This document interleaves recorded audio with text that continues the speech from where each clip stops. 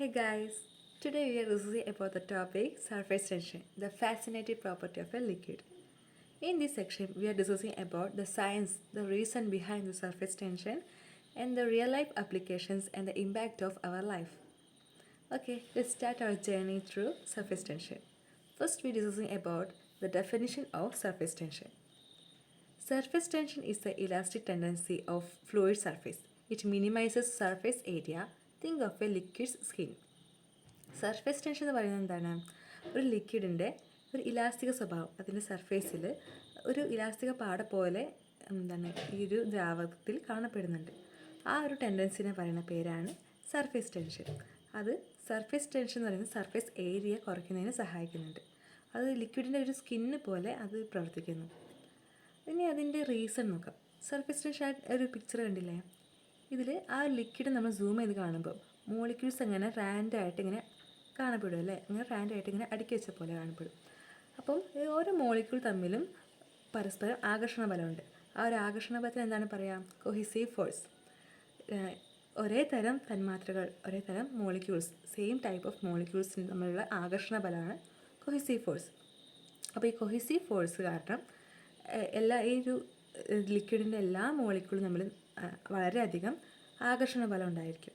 അപ്പം ഈ ഒരു മോളിക്യൂളിൻ്റെ എല്ലാ ഭാഗത്തേക്കും ഒരേപോലെ ആകർഷണ ബലം ഉണ്ടായിരിക്കും. പക്ഷേ ആ ഒരു സർഫേസിൻ്റെ ഭാഗം നോക്കിയേ, ആ ഒരു ലിക്വിഡിൻ്റെ ലിക്വിഡ് സർഫേസിൻ്റെ ഭാഗത്ത് ആ ഒരു മോളിക്യൂൾസ്, ഏറ്റവും സർഫേസിലുള്ള മോളിക്യൂൾസിന് മുകളിലേക്ക് ഒരു ആകർഷണ ബലം ഇല്ല.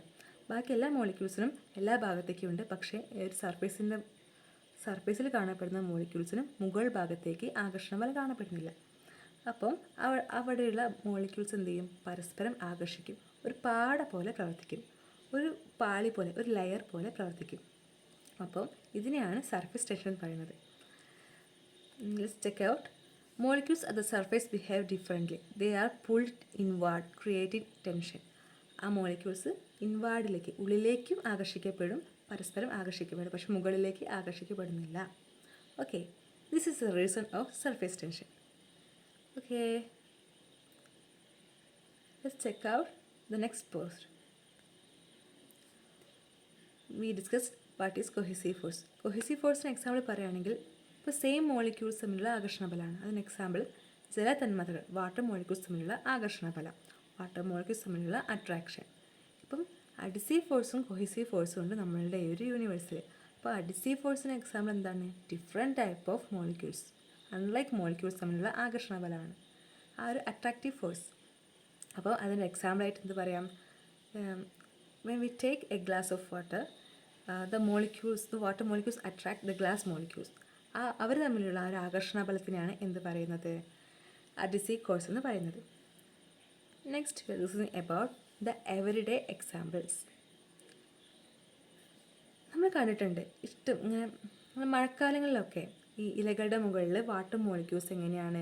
ബീഡ്സ് പോലെ അല്ലേ, മുത്തുകൾ പോലെ ഇങ്ങനെ മുത്തുകൾ വിടറിയിട്ട പോലെയാണ് കാണപ്പെടുക.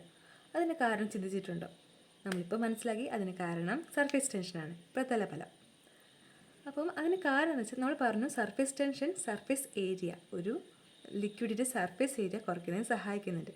അപ്പോൾ ലിക്വിഡിൻ്റെ ഒരു ടെൻഡൻസി എന്താണ്? അതിൻ്റെ സർഫേസ് ഏരിയ എത്രയും കുറയുന്നോ അത്രയും കുറയ്ക്കാനാണ് ലിക്വിഡ്സ് ശ്രമിക്കുക.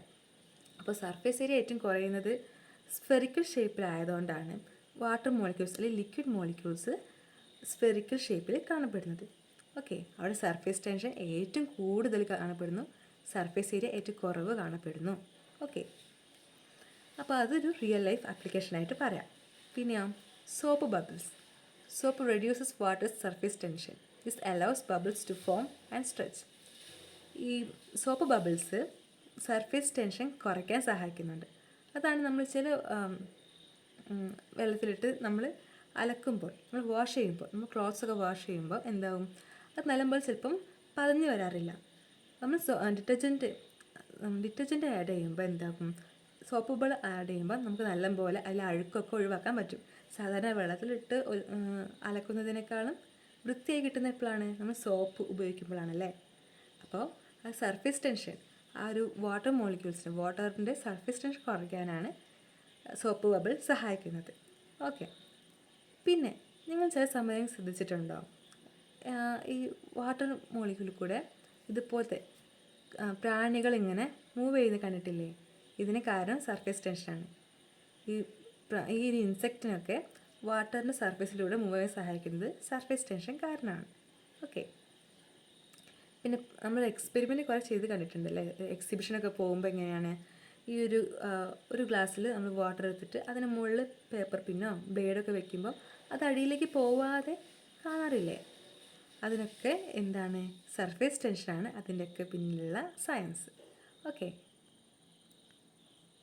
പിന്നെ നമ്മൾ ഇൻഡസ്ട്രിയിൽ നമ്മൾ റിയൽ ലൈഫിലുള്ള പൊതുവായിട്ടുള്ള സാഹചര്യങ്ങൾ പറഞ്ഞു. ഇനി നമ്മൾ ഈ ഒരു സർഫേസ് ടെൻഷൻ നമ്മൾ അപ്ലൈ ചെയ്ത് എന്തൊക്കെ സന്ദർഭങ്ങളിൽ അപ്ലൈ ചെയ്തിട്ടുണ്ടെന്ന് നോക്കാം.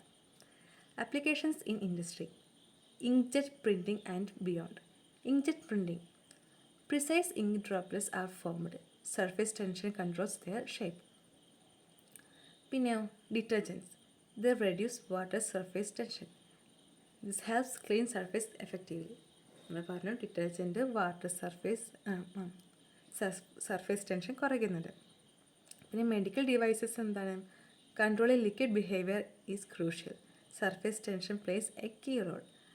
അങ്ങനെ നമ്മൾ സർഫേസ് ടെൻഷൻ എന്താണെന്ന് പറഞ്ഞു, അതിൻ്റെ ഡെഫിനിഷൻ പറഞ്ഞു, പിന്നെ അതിൻ്റെ റീസൺ പറഞ്ഞു, അതിൻ്റെ റിയൽ ലൈഫ് ആപ്ലിക്കേഷൻസ് പറഞ്ഞു, ഇൻഡസ്ട്രിയൽ ആപ്ലിക്കേഷൻസും പറഞ്ഞു. Okay, thank you.